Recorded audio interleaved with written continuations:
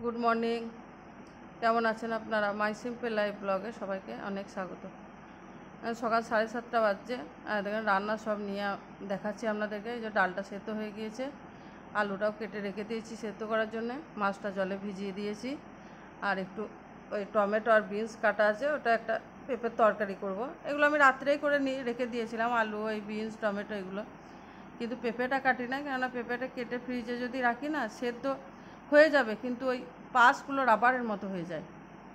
ওই জন্য ওই পেঁপেটা আমি টাটকাই কাটি, মানে যখন রান্না করি সকালের দিকেই কেটে নিই। এর ভিতরে কিন্তু আমি এই চাটা খেয়েই মাছটা ভাজতে লাগলাম, মানে প্রথমেই কিন্তু চাটা খেতে পাই না, কিছুটা কাজ আমি এগিয়ে নিই। এই পরীক্ষা বলে, পরীক্ষা না থাকলে আগে হয়তো এসে মুখ হাত ধুয়ে চাটা খাই, স্কুল থাকলেও আগে এসে মুখ হাত ধুয়ে চাটা খাই, ভাতটা বসিয়ে দিয়ে যেতাম। কিন্তু এখন আর হয় না, এখন মনে হয় আগে তাড়াতাড়ি রান্নাটা কী করে সারতে পারি, মানে একবার করে ওদের কাছে গিয়ে বসতে হয়, দুজনাই দুদিকে পড়ছে। আবার কোনো রকম কোনো অসুবিধা হলে ছোটোটা তখন আবার চলে আসে, বড়োটা ডাকে মা এটা কি হচ্ছে, ওই সব দেখতে দেখতে এই রান্নাটাও সেরে নিই একবার। এখন এই কদিন জানেন তো দুপুর পর্যন্তই রান্নাটা সেরে নিচ্ছি, মানে আর ভালো লাগছে না। ওই 10টার পর আবার রান্না কিছুটা বাকি থাকছে, করছি। আর এখন এই হালকা পাতলাই করছি, সেরকম সবজিপাতি বাজারে কিছু নেইও, সেই ফুলকপি আর বাঁধাকপি, বিরক্ত লেগে যাচ্ছে। এবারে নিয়েও নাই আমি ফুলকপি বাঁধাকপি, কিচ্ছু নিই না। এবারে ওই বেগুন টমেটো এইসব শাকটাকি নিয়েছিলাম, আর দুটি ভেন্ডি নিয়েছিলাম। ভেন্ডিটা রাঁধেও নাই কদিন, রেখে দিয়েছি। ওরা পোস্ত আলুর সঙ্গে ভেন্ডি চচ্চড়িটা ভালোবাসে, দেখি কালকে ওইটা করে দেবো, পোস্ত আলু আর ভেন্ডি চচ্চড়ি। আজকে আর করবো না। আজকে পেঁপে দিয়ে একটু মাছের তরকারি করে দিলাম। প্রথমে কালো জিরে ফোড়ন দিয়ে দিয়েছিলাম, আর আগে প্রেসারে পেঁপেটা রান্না করে নিয়েছিলাম, কারণ পেঁপেটা একটু মোটা মোটা করেই কেটেছি, সেদ্ধ হতে টাইম লাগবে। দিয়ে এবার সেই যদি গ্যাসে চাপিয়ে দিয়ে চলে যায় না, তখন আর মনে থাকবে না। একদিন একবার প্রায় আমার মাছটা পুড়েই গিয়েছিলো, ওই জন্য বাবা দেখলাম তাড়াতাড়ি রান্নাটা প্রেসারেই করে নিই। দিয়ে কড়াইতে ঢেলে যে মাছটা একটু ধনেপাতা কাঁচা লঙ্কা দিয়ে খানিক দমে দিয়ে দেবো। ঝোলটা এতটা রাখবো না, কেননা ডাল আছে, এবার মাখা মাখা পাড়াই করবো। এই ছোটোটা পেঁপেটা খেতে খুব পছন্দ করে, ওই জন্যই আরও মাছটা পেঁপে দিয়েই করলাম। মানে আমি করি না কোনো দিন এই আলু দিয়ে বলেন পেঁপে দিয়ে বলেন, ওই একদিন শখ করলে সেই দিনে করেছি, ভালো লেগেছে, বলছে মা শুধু আলু দিও না, আজকে শুধু পেঁপে দিয়ে করো। বেশ তাই করে দিই, এই পেঁপে দিয়ে মাছ দিয়ে করে দিলাম। মানে আমাদের ওই দিকে জানেন তো এই মাছে আলু মাংসে আলু আমরা খাই, মানে খুবই কম খেয়েছি, খেতামই না। আমাদের ওইদিকে এইরকম রান্না করে না, আমাদের যাই করে ওই শুধুই করে, হয়তো মাংস কষা কি মাছ ভাজা কি চচ্চড়ি এইরকম, মানে আলুটার একটা কোনো সবজি দিয়ে হয়তো আলুটা একটা তরকারি করে দিত মা। মানে মা নয়, আমাদের ওই এলাকাটায় গোটাই, মানে আমরা ওই মাছে মাংসে কোনো ভেজাল খেতাম না। তা এখন আমিও খেতে পারি না, কিন্তু মাঝে মাঝে ছেলেদের শখে করতে হয়। আবার মাঝে মাঝে আগে যদি করতাম, মাকে যদি বলতাম, তো মা বলতো খেতে পারিস, আর হ্যাঁ খেয়ে নি। ওই টমেটো আলুতে মাছ যদি দিয়ে দিতাম, তখন অবশ্য ছেলেরা ছিল না, ছোটো ছিল, ওরা খেতে পারতো না। আমরা দুজনাই, এই দুজনের জন্য আবার কে আলাদা মাছ চচ্চড়ি করবে, তো হয়তো টমেটো আলু রান্না করে টমেটো আলুতে মাছটা দিয়ে দিতাম, এরকম করতাম।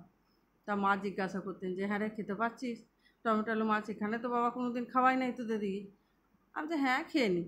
আবার মা যদি এক দিন শখ করে রান্না করতো, আমাকে আবার সেদিন ফোনে বলতো, দেখ যা আজকে তোর মতো টমেটো আলু মাছ রান্না করেছি। তা ভালো। যা দেখেন আলুটা মাখছি, ওদের 10টা খাবার, ওদের স্কুল যাওয়ার 10টায় বলাটা ভুল হবে, ওদের 9টাতেই ভাতটা খেতে হয়, কেননা 9:40-এ গাড়ি আসে। দেখ আগে আলুটা মেখে দিচ্ছি, আর ওইদিকে ছোটোটা চান করছে, আর বড়টাকে আমি গা হাতটা গরম জলে ওই ইয়ে করে মুছিয়ে দিলাম, কারণ আজকে ওকে আর চান করাবো না, জ্বর আছে তো গায়ে। দিয়ে বড়টার হয়ে গেছে, ও পড়ছে, দিয়ে বলছে মা এখনও দুটো ইয়ে বাকি আছে, চ্যাপ্টার বাকি আছে, আমার রেখে দে, ভাতটা খেয়ে নে, দিয়ে ওই দুটো চ্যাপ্টার পূরণ করে নিবি। দাদা কালকে সন্ধ্যাবেলায় ছোটো বেটার আর্জি, মানে বড় বেটা আমার কিছু বলে না, কিন্তু ও যেটা বলবে আমাকে সেইটা করে দিতে হয়। তাছাড়া এসে এত বদমাশি করবে। একবার বাইরে বের হলাম, বললো কেক নেবো, স্কুলে নিয়ে যাবো, চ দিয়া দেখেন দুটো কাপ কেক নিলে। এবার আমি যদি বলি যে না কেক নিয়ে যেতে হবে না স্কুলে, তাহলেই কিন্তু ঝামেলা করবে, সেই স্যার পড়তেও চাইবে না। আর আজকে আবার ইংলিশ পরীক্ষা আছে। দিয়ে বললাম সে কালকে রাতের ঘটনা আর কি। দিয়ে ওই দুটো কেক, কাপ কেক দুটো নিলে দু ভাইয়ে, যে দুজনাকে পলিথিনে বেঁধে বেঁধে দিলাম, কেননা গলে যাবে, যে সে ব্যাগে ট্যাগে তখন ইয়ে হয়ে যাবে, নোংরা হয়ে যাবে, ব্যাগ ট্যাগে লেগে যাবে, দিয়ে আবার সে ব্যাগ কাচতে হবে।